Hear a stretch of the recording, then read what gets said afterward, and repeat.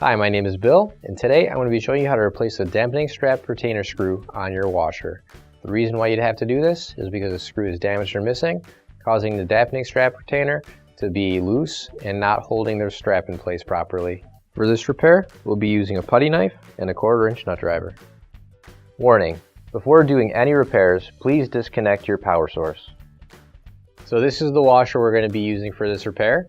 It's a GE. Keep in mind, yours at home might be a little bit different than what we have here, but the same techniques should still apply. So you're going to want to make sure your water is turned off. So in order to get to this screw, we have to remove this front panel here.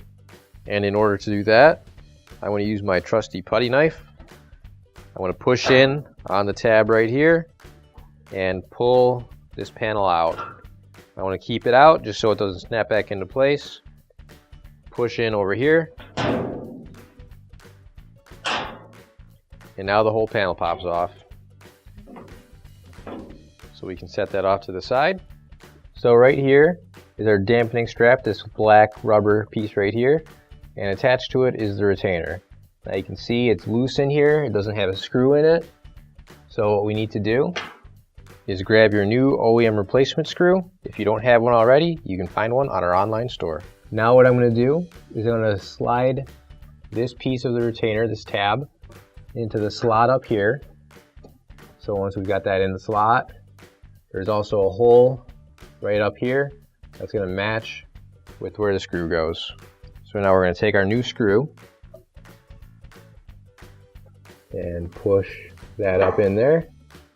And as long as everything's lined up, we'll be able to screw it in.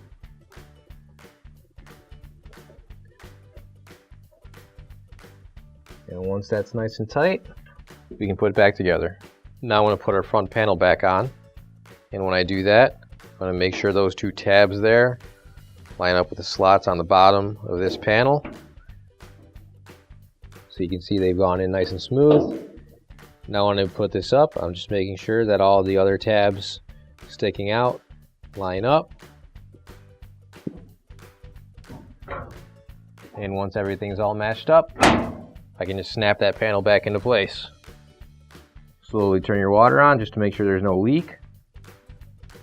And your repair is complete. Finally, don't forget to plug in your appliance.